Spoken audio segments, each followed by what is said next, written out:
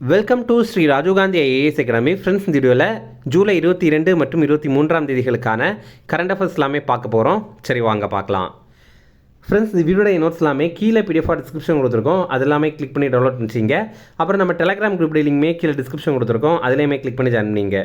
நம்மளுடைய டெலகிராம் குரூப்பில் current affairs quizzes நடத்திட்டு வரோம்.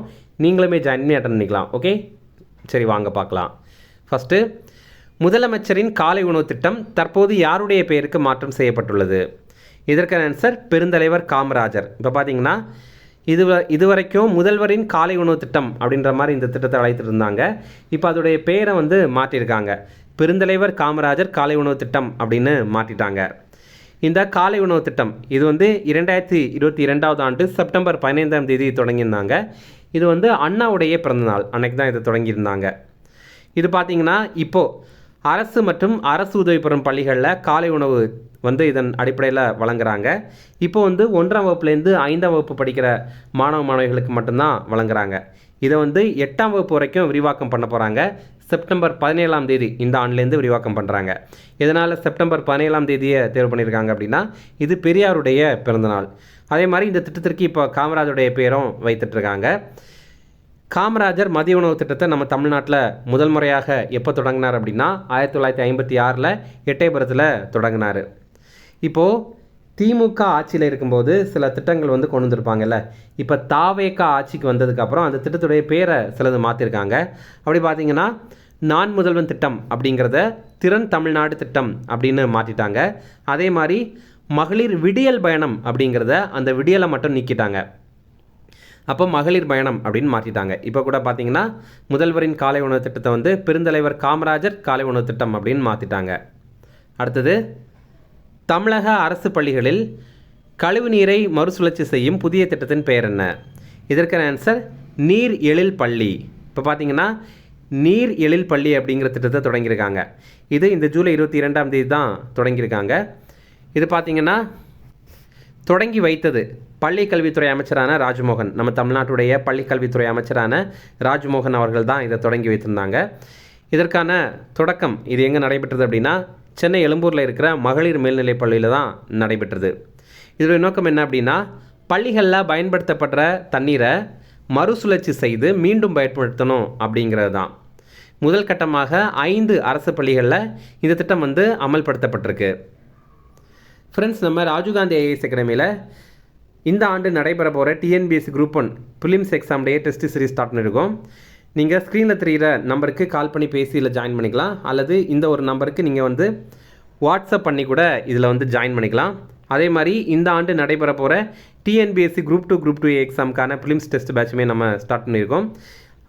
ரொம்ப குறைந்த கட்டணத்தில் இதை நம்ம வழங்குகிறோம். ஸ்க்ரீனில் தெரிகிற இந்த நம்பருக்கு நீங்கள் வாட்ஸ்அப் பண்ணி நீங்கள் இதில் ஜாயின் பண்ணிக்கலாம். ஓகே, அடுத்தது 2026ஆம் ஆண்டிற்கான லோக்மானிய திலகர் தேசிய விருதிற்கு தேர்வு செய்யப்பட்டுள்ளவர் யார்?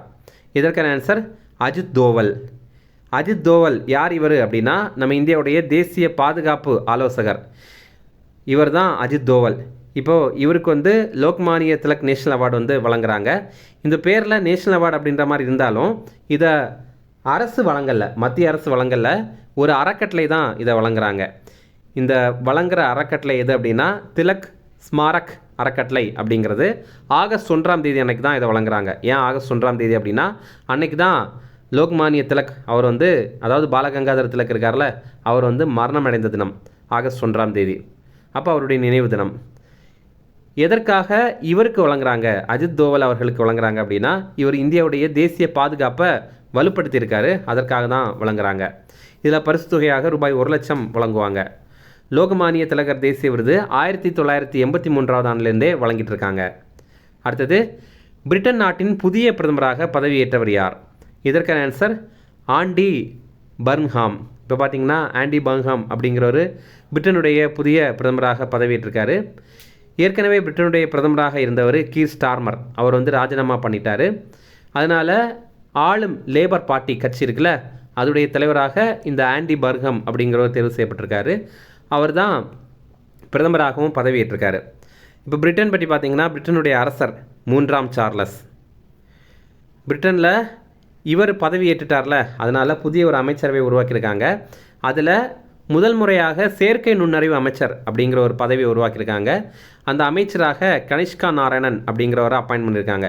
இவர் இந்திய வம்சாவளியை சேர்ந்தவர். அடுத்தது இது ரொம்ப ரொம்ப முக்கியமான கேள்வி. நிதி ஆயோக்கின் புதிய தலைமை செயல் அதிகாரியாக நியமிக்கப்பட்டவர் யார்? இதற்கான ஆன்சர் அனுராக் ஜெயின். இப்போ பார்த்தீங்கன்னா நிதி ஆயோக் இது ரொம்ப ரொம்ப முக்கியமான ஒரு அமைப்பு. இதுலேருந்து நிறைய கொஸ்டின்ஸ் வந்து கேட்டிருக்காங்க. நிதி ஆயோக் இது எப்போ உருவாக்குனாங்க அப்படின்னா 2015 ஜனவரி 1 உருவாக்கியிருந்தாங்க. இதோடைய தலைமையகம் வந்து புதுடெல்லியில் இருக்குது. நிதி ஆயோக்கில் நிதி அப்படிங்கிறடைய விரிவாக்கம் national institution for transforming India அப்படிங்கிறது தான். இது திட்டக்குழுவுக்கு மாற்றுதலாக உருவாக்கப்பட்டது. ஓகேவா? இது கூட ஒரு முறை எக்ஸாமில் கேட்டிருக்காங்க. அடுத்தது இதோடைய தலைவர், இதோடைய சேர்மேன் யார் அப்படின்னா அது பிரதமர் தான். எக்ஸ் அஃபிஷியோ சேர்மேன் அப்படின்னு சொல்லுவாங்க. அதாவது பதவி வழியில் தலைவர் அப்படின்னு சொல்லுவாங்க. அப்படின்னா என்னென்னா யார் இந்தியாவுடைய பிரதமராக இருக்காங்களோ அவங்க ஆட்டோமேட்டிக்காகவே நிதி ஆயோக்குடைய தலைவர் ஆயிடுவாங்க. அதே மாதிரி துணைத் தலைவராக இப்போ இருக்கிறவர் அசோக் குமார் லஹிரி அப்படிங்கிறவர். அதே மாதிரி இப்போது தலைமை செயல் அதிகாரியாக அனுராக் ஜெயின் அப்படிங்கிறவர் பதவியேற்றிருக்காரு. அடுத்தது உலகின் மிகப்பெரிய தயிர் உற்பத்தி ஆலையை உருவாக்க உள்ள நிறுவனம் எது? இதற்கான ஆன்சர் அமுல். அமுல் அப்படிங்கிறது குஜராத்தை சேர்ந்த நிறுவனம். நமக்கு தெரியும் அமுல் பால், அமுல் தயிர் எல்லாம் பார்த்துருப்போம். இந்த அமுல் நிறுவனம் பார்த்திங்கன்னா இப்போ உலகத்துடைய மிகப்பெரிய தயிர் உற்பத்தி ஆலையை வந்து உருவாக்க போகிறாங்க. அமுலுடைய விரிவாக்கம் என்ன அப்படின்னா அனந்த் மில்க் யூனியன் லிமிடெட் அப்படிங்கிறது தான். குஜராத்தில் அனந்த் அப்படிங்கிற பகுதியில் தான் இது செயல்படுது. அதனால தான் அந்த பேரில் வருது.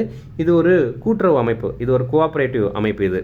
ஓகே, இப்போ பார்த்தீங்கன்னா இவங்க வந்து அமுல் பங்கால் டயரி அப்படிங்கிற திட்டத்துக்கு கீழே வந்து உலகத்துடைய மிகப்பெரிய தயிர் உற்பத்தி ஆலையை இவங்க நிறுவுறாங்க. மேற்கு வங்காளத்தில் ஹவுரா அப்படிங்கிற பகுதியில் தான் இதை வந்து நிறுவுறாங்க. மத்திய கூட்டுறவுத்துறை அமைச்சரான அமித்ஷா இதற்கு இப்போ வந்து அடிக்கல் நாட்டியிருக்காரு. நமக்கு அமித்ஷா அவர்களை மத்திய உள்துறை அமைச்சராக தெரியும். ஆனால் மத்திய கூட்டுறவுத்துறை அமைச்சரும் அமித்ஷா அவர்கள் தான். இதை நம்ம முக்கியமாக தெரிஞ்சுக்கணும். இப்போது நாள் ஒன்றுக்கு 1000 மெட்ரிக் டன், அதாவது 10 லட்சம் கிலோ தயிர் வந்து உற்பத்தி பண்ணுற வசதி இதில் இருக்கும் அப்படின்னு எதிர்பார்க்கப்படுது. அடுத்தது தமிழ்நாட்டின் முதல் முழுமையான காலநிலை மாற்றத்தை எதிர்கொள்ளும் கிராமமாக அறிவிக்கப்பட்ட கிராமம் எது? இதற்கான ஆன்சர் கிள்ளை. இந்த கிள்ளை அப்படிங்கிறது கடலூர் மாவட்டத்தில் தான் இருக்குது. தமிழ்நாட்டுடைய first fully operational climate resilient village அப்படிங்கிறது. இது என்ன அப்படின்னா இந்த காலநிலை மாற்றம் இருக்குல்ல அது ஏற்படாத வண்ணம் இந்த கிராமம் வந்து இருக்குது. அதே மாதிரி இங்கே வந்து காலநிலை மாற்றம் ஏற்பட்டாலும் அதை தாங்கி கொண்டு மறுபடியும் மீண்டெழுகிற திறன் வந்து அங்கே இருக்குது. அந்த மாதிரி அவங்க என்னென்ன பண்ணியிருக்காங்க அப்படின்னு பார்க்கலாம். அங்கே வந்து பக்கிங்ஹாம் கால்வாய் இருக்குல்ல அது கடலில் கலக்கிற பகுதியாக அந்த கிராமம் இருக்குது.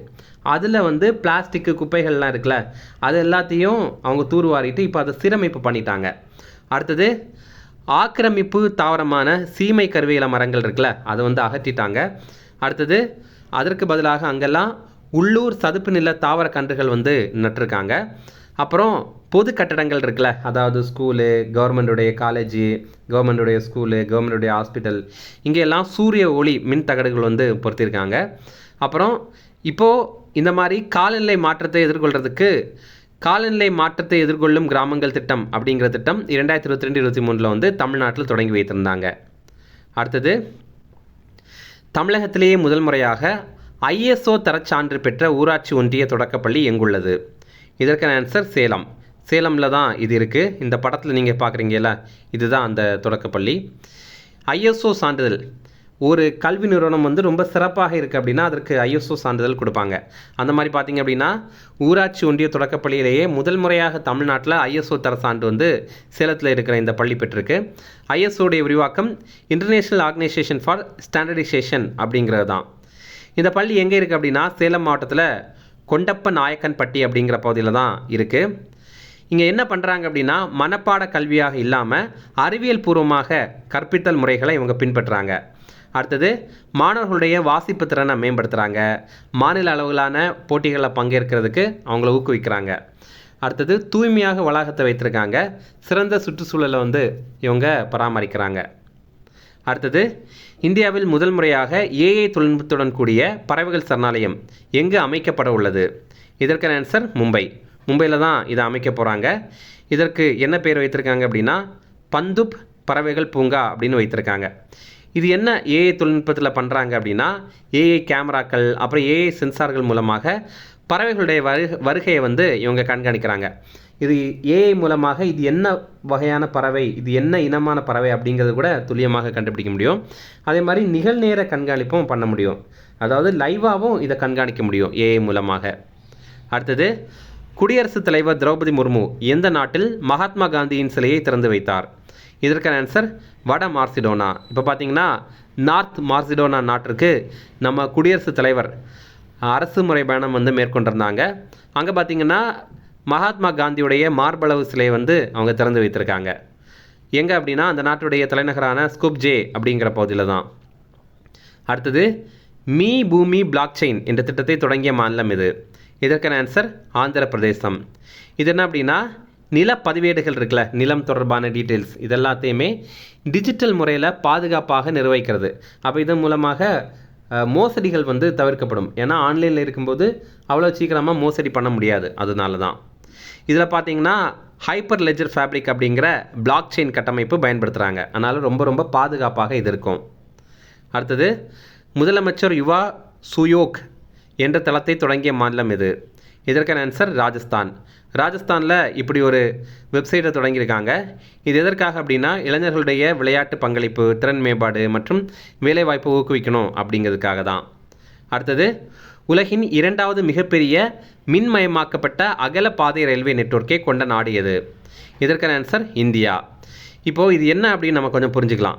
இப்போ நம்ம இந்தியாவில் நிறைய இடங்களில் நம்ம இந்த மாதிரி பார்த்துருப்போம். ரயில்வே எல்லாமே எலக்ட்ரிஃபைடாக மாற்றிருப்பாங்க.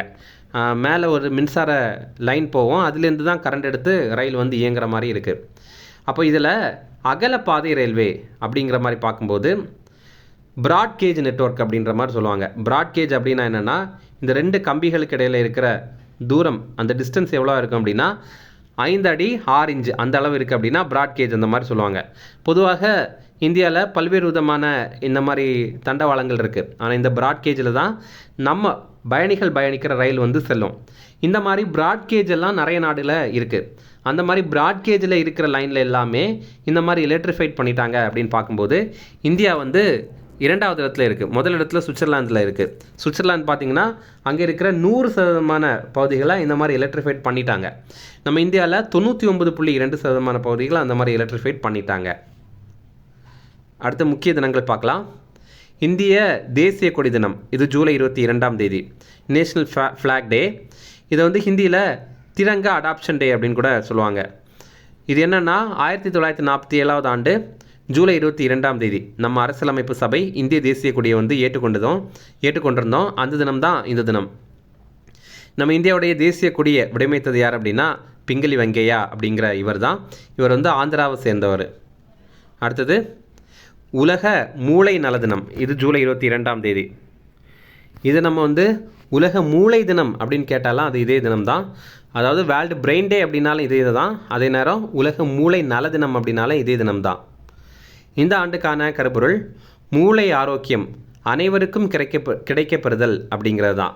Brain health access for all அப்படிங்கிறது தான். இதே நேரம் உலக மனநல ஆரோக்கிய தினம் அப்படின்னு வேற ஒரு தினம் இருக்குது. அது அக்டோபர் 10ஆம் தேதி, வேர்ல்டு மென்டல் ஹெல்த் டே. அடுத்தது, தேசிய ஒலிபரப்பு தினம், இது வந்து ஜூலை 23ஆம் தேதி, நேஷ்னல் ப்ராட்காஸ்டிங் டே. 1927ஆம் ஆண்டு ஜூலை 23ஆம் தேதி இந்தியாவுடைய முதல் வானொலி சேவையான ஐபிசி அறிமுகம் செய்யப்பட்ட தினம் தான் இந்த தினம். ஐபிசி அப்படின்னா இந்தியன் ப்ராட்காஸ்டிங் கம்பெனி அப்படிங்கிறது 1927 ஜூலை 23ஆம் தேதி இது வந்து அறிமுகம் பண்ணியிருந்தாங்க. அதுக்கு அடுத்தது தான் ஆல் இந்தியா ரேடியோ 1936 உருவாக்கியிருந்தாங்க. அதுக்கப்புறம் இந்த ஆல் இந்தியா ரேடியோடைய பேரை 1956 ஆகாஷ்வாணி அப்படின்ற மாதிரி மாற்றிட்டாங்க. ஓகே, இன்னும் ரிவிஷன் பார்க்கலாம். முதலமைச்சரின் காலை உணவு திட்டம் தற்போது யாருடைய பெயருக்கு மாற்றம் செய்யப்பட்டுள்ளது? இதற்கான ஆன்சர் பெருந்தலைவர் காமராஜர். அடுத்தது, தமிழக அரசு பள்ளிகளில் கழிவுநீரை மறுசுழற்சி செய்யும் புதிய திட்டத்தின் பெயர் என்ன? இதற்கான ஆன்சர் நீர் எழில் பள்ளி. அடுத்தது, 2026ஆம் ஆண்டுக்கான லோகமானிய திலகர் தேசிய விருதிற்கு தேர்வு செய்யப்பட்டுள்ளவர் யார்? இதற்கான ஆன்சர் அஜித் தோவல். அடுத்தது, பிரிட்டன் நாட்டின் புதிய பிரதமராக பதவியேற்றவர் யார்? இதற்கான ஆன்சர் ஆண்டி பர்ன்ஹாம். அடுத்தது, நிதி ஆயோக்கின் புதிய தலைமை செயல் அதிகாரியாக நியமிக்கப்பட்டவர் யார்? இதற்கான ஆன்சர் அனுராக் ஜெயின். அடுத்தது, உலகின் மிகப்பெரிய தயிர் உற்பத்தி ஆலையை உருவாக்க உள்ள நிறுவனம் எது?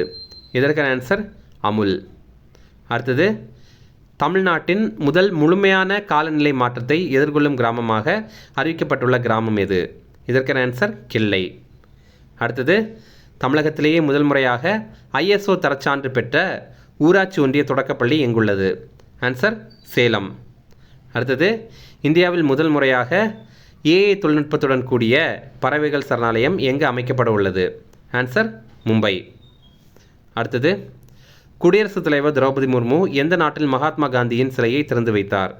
இதற்கான ஆன்சர் வட மார்சிடோனா. அடுத்தது, மீ பூமி பிளாக் செயின் என்ற திட்டத்தை தொடங்கிய மாநிலம் எது? இதற்கான ஆன்சர் ஆந்திர பிரதேசம். அடுத்தது, முதலமைச்சர் யுவா சுயோக் என்ற தளத்தை தொடங்கிய மாநிலம் எது? இதற்கான ஆன்சர் ராஜஸ்தான். அடுத்தது, உலகின் இரண்டாவது மிகப்பெரிய மின்மயமாக்கப்பட்ட அகல பாதை ரயில்வே நெட்வொர்க்கை கொண்ட நாடு எது? இதற்கான ஆன்சர் இந்தியா. அவ்வளோதான் ஃப்ரெண்ட்ஸ். அப்புறம் போன வீடியோவில் நம்ம ஒரு ப்ரீவியஸ் இயர் கேள்வி கேட்டிருந்தோம். இது நிறைய பேர் கரெக்டாக ஆன்சர் பண்ணியிருந்தீங்க. எல்லாருக்குமே வாழ்த்துக்கள். இது என்ன அப்படிங்கிறத பார்க்கலாம். சில சட்டங்கள் அது இயற்றப்பட்ட ஆண்டு என்ன அப்படிங்கிறது தான். ஃபஸ்ட்டு 1963 ஆண்டு அப்போ தான் இந்திய ஒன்றிய பகுதி சட்டம் அப்படிங்கிறது இயற்றினாங்க. அடுத்தது 1991 அப்போ தான் தேசிய தலைநகர் டெல்லி ஒன்றிய பகுதி சட்டம் வந்து இயற்றினாங்க. அடுத்தது 1971 அப்போ தான் நாட்டின் பெருமைகளை அவமதிக்கப்படுவதை தடை செய்யும் சட்டம் வந்து இயற்றினாங்க. அடுத்ததாக 1951 அப்போ வந்து மக்கள் பிரதிநிதித்துவ சட்டம் வந்து இயற்றினாங்க. ஓகே. அடுத்தது இன்றைக்கான கேள்வி பார்த்தீங்கன்னா, பின் வருவனவற்றில் மித்ரமேளா சங்கத்தை தொடங்கியவர் யார் அப்படிங்கிறது தான் கேள்வி. Option A Shyamji Krishna Varma, option B Vinayak Damodar Savarkar, option C Lala Hardayal, option D Sohan Singh பக்னா. இதில் கரெக்டான ஆன்சர் வந்து கமெண்ட் பண்ணுங்கள். இது TNPSC எக்ஸாமில் கேட்ட ப்ரீவியஸ் இயர் கேள்வி. அவ்வளோதான் ஃப்ரெண்ட்ஸ். இந்த வீடியோ பிடிச்சா கண்டிப்பாக லைக் பண்ணுங்கள். நம்மளுடைய சேனலுக்கு சப்ஸ்கிரைப் பண்ணிச்சிங்க. உங்கள் நண்பர்களுக்குமே ஷேர் பண்ணுங்கள். கண்டிப்பாக இது அவங்களுக்கும் பயனுள்ளதாக இருக்கும். தேங்க்யூ.